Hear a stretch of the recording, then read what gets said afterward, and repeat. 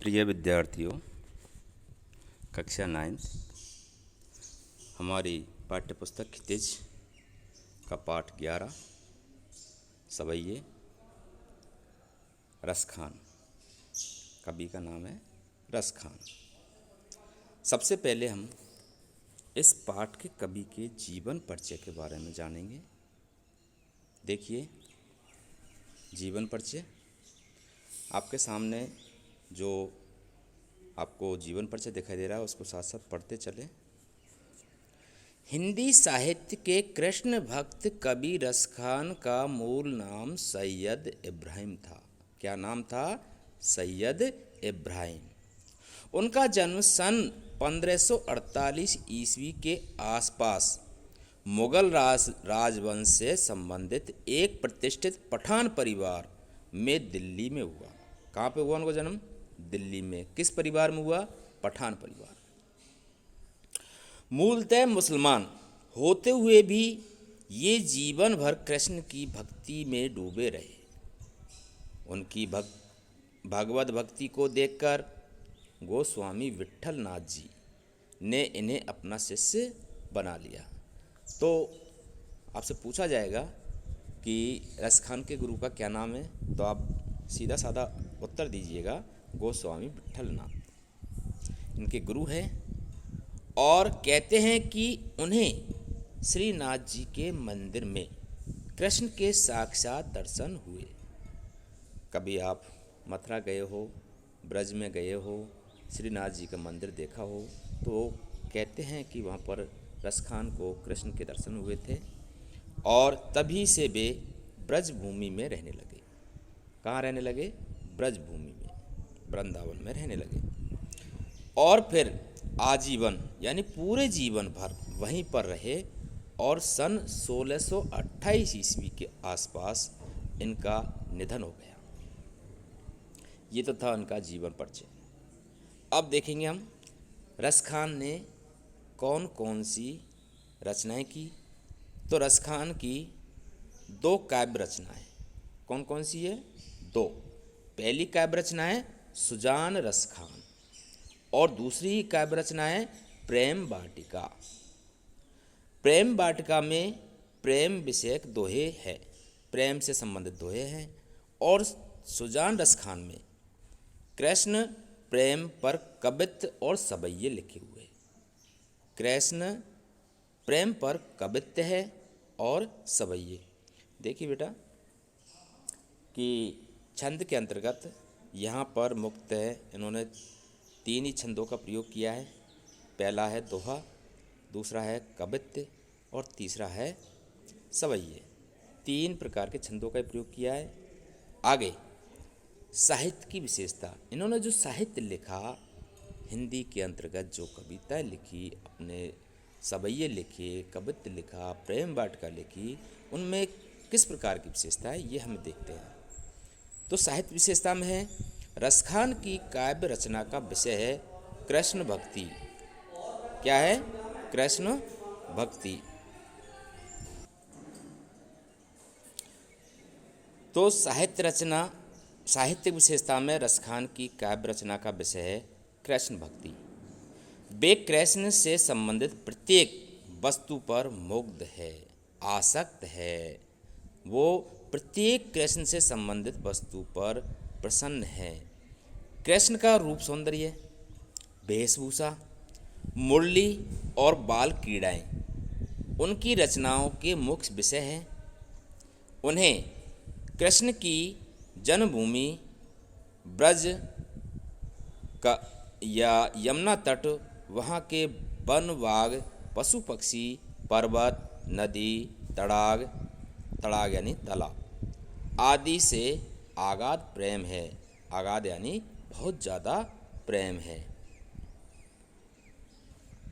और आगे उनकी रचनाओं में भक्ति, प्रेम की तन्मयता है, भाव विह्वलता है, भावुकता है, तल्लीनता है, आसक्ता है देखने को मिलती है।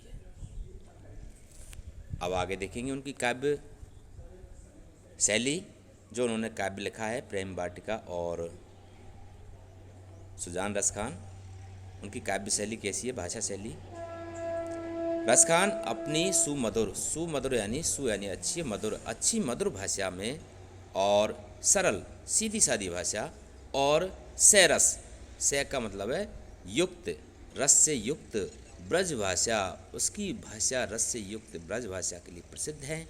उसकी भाषा में कहीं शब्दों का आडंबर नहीं है, कहीं अलंकारों की भरमार नहीं है। उनके शब्दों में झरने सा मधुर प्रभाव है। जिस प्रकार से बरसात में झरने बहते कल कल कल कल करते हुए मधुर आवाज़ में, उसी प्रकार से उनके भाषा में मधुर प्रभाव है। मुहावरों के प्रयोग ने उनकी वाणी को मधुर बना दिया है। रसखान के काव्य जैसी सहजता और प्रभाव और कहीं मिलना दुर्बल है।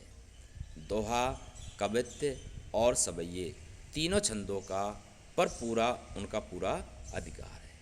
वास्तव में कहा जाता है कि रसखान रस की खान है। क्या है? रस की खान।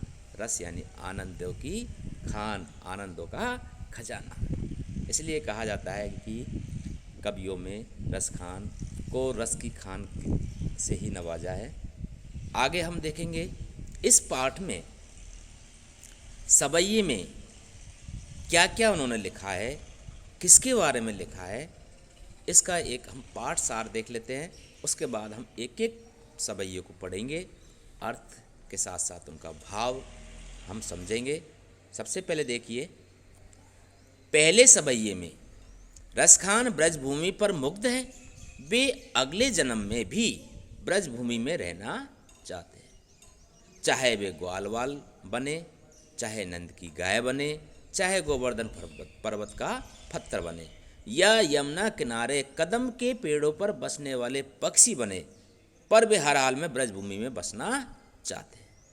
दूसरे सवैये में वे कृष्ण से संबंधित हर वस्तु स्थान से मोहित है, इसलिए वे कृष्ण की लाठी और कंबल को प्राप्त करने के लिए तीनों लोगों का राज त्यागना छोड़ना पसंद कर सकते हैं, लेकिन वो लाठी और कंबल पर तीनों लोगों के राज को त्यागने को तैयार है। नंद की गाय चराने के लिए सब सुख छोड़ने को तत्पर हैं। वे ब्रज के वन, बाग और तालाबों के सम्मुख सोने के करोड़ों महलों को भी छोड़ने के लिए तैयार है। तीसरे सवैये में एक गोपी की बांसुरी के प्रति ईर्ष्या प्रकट हुई है। गोपी कहती है कि मैं कृष्ण की प्राप्ति के लिए कृष्ण की वेशभूषा पूरी तरह धारण कर लूंगी, पीतांबर पहन लूंगी, मोर मुकुट पहनूंगी, लाठी सब धारण कर लूंगी, किंतु कृष्ण के होठों पर रखी बांसुरी को अपने अधरों यानी होठों पर नहीं लगाऊंगी, क्योंकि वो कहना ये चाहती है कि कृष्ण जो बांसुरी से प्यार करते हैं वो मेरे से नहीं करेंगे, इसलिए ये मेरी सौतन के समान है, इसको मेरे होठों पर नहीं लगाऊंगी। मैं इनके हर काम करने को तैयार हूँ, हर चीज़ को अपनाने को तैयार हूँ, लेकिन इस बांसुरी को नहीं अपनाऊंगी। आगे, इसी के कारण मेरा कृष्ण मुझसे दूर हुआ है। चौथे सवैये में वे कृष्ण की बंसी धुन और मोहनी मुस्कान पर मोहित एक गोपी की मस्ती दिखाई गई है। वह कृष्ण दर्शन और आनंद को संभाल नहीं पाती है। इस प्रकार से इन्होंने अपने दोहे लिखे हैं और इन चारों दोहों को हम विस्तार से अब आगे पढ़ेंगे। एक एक दोहे को लेंगे और पहला दोहा है, मानस हो तो वही रसखान। बेटा आप अपनी पाठ्य पुस्तक को खोल करके बैठ सकते हैं या इसमें भी आप देखते पढ़ेंगे। मानस हो तो वही रसखान, बसो ब्रज गोकुल गांव के गवारन, जो पशु हो तो कहा बस मेरो, चरो नित्य नंद की धेनु मंझारन। पहान हो तो वही गिरि को, जो कियो हरि छत्र पुरंदर धारन, जो खग हो तो बसेरो करो, मिली कालंदी कूल कदम की डारन। रसखान जी कहते हैं कि मानुष हो तो वही, यदि मुझे मनुष्य बनना पड़े, यदि मनुष्य के रूप में जन्म लेना पड़े, तो मेरी ये इच्छा है कि मैं ब्रज में बसूं, ब्रज में बसेरा करूं। और यदि मुझे ब्रज में और जन्म लेना पड़े, तो मैं गोकुल में गाय बनना पड़े तो गोकुल में नंद की गाय बनूं। क्या बनूं? गोकुल में नंद की गाय। कहने का तात्पर्य है गोकुल यानी गांव, गोकुल गांव में बसना चाहते हैं और ग्वालों के साथ रहना चाहते हैं। और लिखा है इसमें मानुष यानी मनुष्य, मानुष यानी मनुष्य, और हो तो वही रसखान। यदि मुझे मनुष्य बनना पड़े तो रसखान जी कहते हैं कि मेरी ये इच्छा है कि मैं कहाँ बसूँ? गोकुल गांव में, और गंवारन यानी गांव वालों के बीच में रहना चाहता हूँ, ग्वालों के साथ। अगला है जो पशु हो तो कहा बस मेरो। यदि मुझे पशु बनना पड़े तो रसखान जी कहना चाहते हैं कि मैं नित्य कहाँ चरूँ? नित्य यानी रोजाना चरा फिरूँ। कहाँ पर? नंद बाबा की धेनु यानी गायों में मैं चरना चाहता हूँ, वहाँ उनके साथ रहना चाहता हूँ। आगे मंझारन यानी मध्य, मंझारन यानी मध्य। तो कहने का तात्पर्य है कि रसखान जी चाहते हैं यदि मुझे पशु बनना पड़े तो मैं नंद की गायों में चरूँ और उनके बीच रहना चाहता हूँ। आगे रसखान की क्या इच्छा है? पहान यानी पत्थर। यदि मुझे पत्थर बनना पड़े तो मैं वही गिरी यानी पर्वत का, कौन से? हरि छत पुरंदर धारण यानी पर्वत, और छत्र यानी छाता, पुरंदर यानी इंद्र, पुरंदर यानी इंद्र, और धारण यानी धारण करना। कहने का तात्पर्य है कि इंद्र के घमंड को तोड़ने के लिए हरि ने छत्री के समान इस गोवर्धन पर्वत को उठाया था। उसी गोवर्धन पर्वत का मैं पत्थर बनूं। यदि मुझे पत्थर बनना हो तो कौन से पर्वत का पत्थर बनूं? गोवर्धन पर्वत का। आगे लिखा है उन्होंने जो खग, खग यानी पक्षी, हो तो बसेरो करे। यदि मैं पक्षी बनूं तो कहाँ बसेरा करूँगा, कहाँ रहूँगा? कालिंदी यानी यमुना के कूल यानी किनारे, कदम के पेड़ों के डालों पर मैं बसेरा करूं, उन पर रहने की मेरी इच्छा है। अगला दोहा है या लकुटी अरु कामरिया पर राज तिहूं पुर को तजी डारो। आठों सिद्धि नवो निधि के सुख नंद की गाय चरान विसारो। रसखान कहो इन आखिन सो ब्रज के बन बाग तड़ाक निहारो। कोटिक एकल धोत की धाम करील के कुंजन ऊपर बारो। या लकुटी और कामरिया यानी रसखान जी कहते कृष्ण भगवान ने जो लाठी को धारण किया था, लकुटी को धारण किया था, और जिस कंबल को ओढ़ा था उसके ऊपर राज यानी राज्य, त्यू यानी पुर को तज डारो, तीनों लोकों का, तीनों पुर यानी तीन, त्यू यानी तीन, पुर यानी लोकों के राज को मैं त्याग दूंगा इन लकड़ी और कामरिया के ऊपर। आगे क्या लिखते हैं उन्होंने? आठों सिद्धि, आठों सिद्धि नवो निधि के सुख नंद की गाय चराए विसारो। यानी रसखान जी कहते हैं कि वे नंद की गायों को चराने के बदले संसार की 8 सिद्धियों और कुबेर की 9 निधियों के सुख को भी त्याग सकते हैं। क्या कर सकते हैं? कुबेर की इन 8 सिद्धियों 9 निधियों को भी त्याग सकते हैं। रसखान कहो इन आँखिन सो। रसखान जी कहते हैं कि इन आँखों से ब्रज के वन, बाग, तड़ाग यानी तालाब, ब्रज, वन और बाग और तालाब, इन सबको निहारो, देखो, यानी सुख आनंद भोगो, और इनको देखने के लिए मैं व्याकुल हूँ। बेकरील के घने कुंजों, करोड़ों सोने के महलों को न्यौछावर कर देंगे। आगे लिखा है कोटिक एक कल धौत। कल धौत यानी सोना, कल धौत यानी सोना, और कोटिक यानी करोड़ों।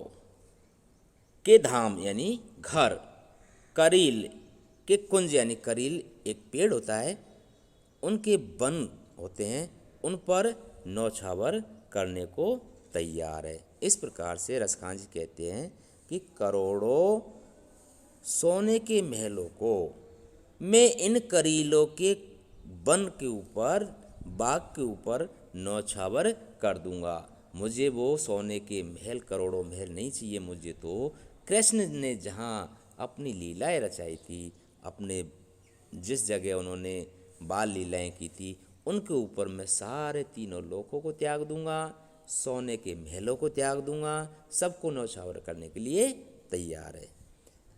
आगे देखेंगे इसमें अगला, मोर पखा सिर ऊपर राखियो, कुंज की माल गरे पर होगी।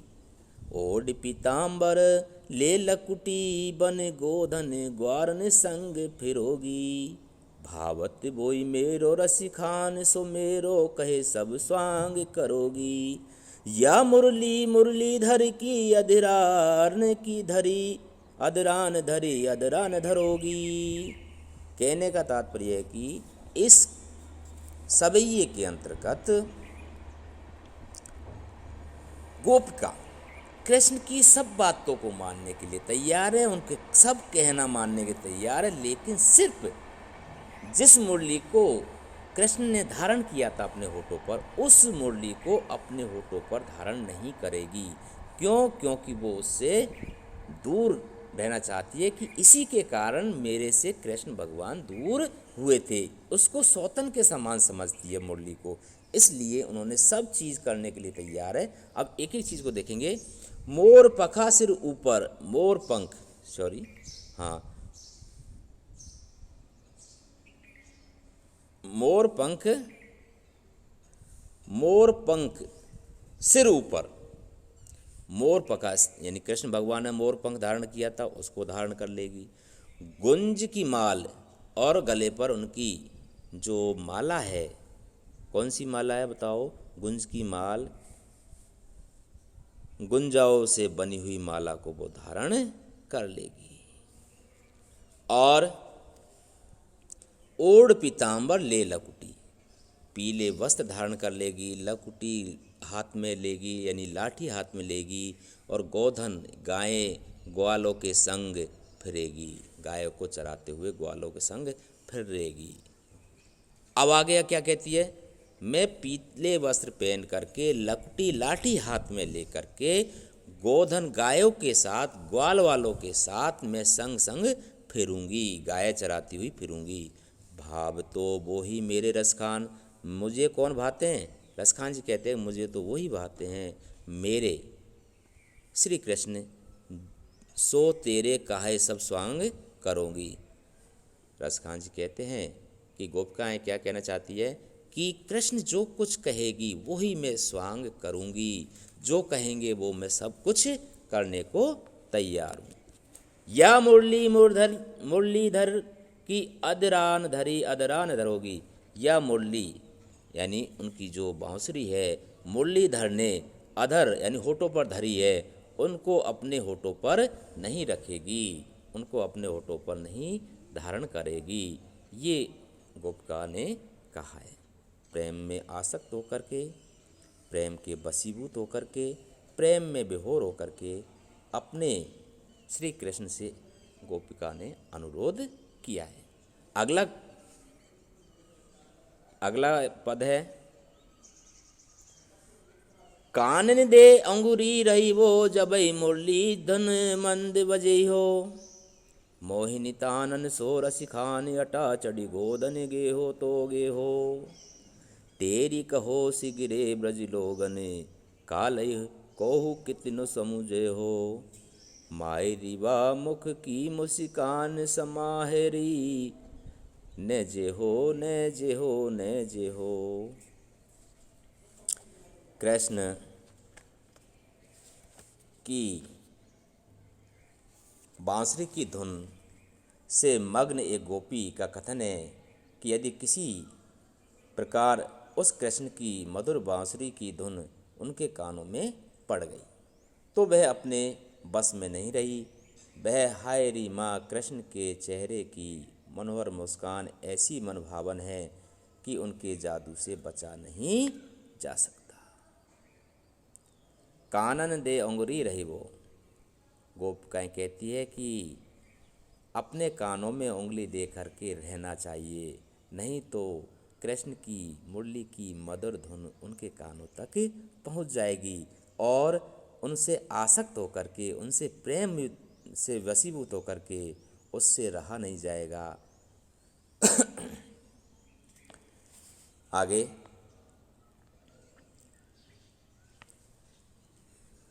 आगे देखिए, मोहनी तानन सो रसिखान अटा चटी गोधन गेहो गेहो।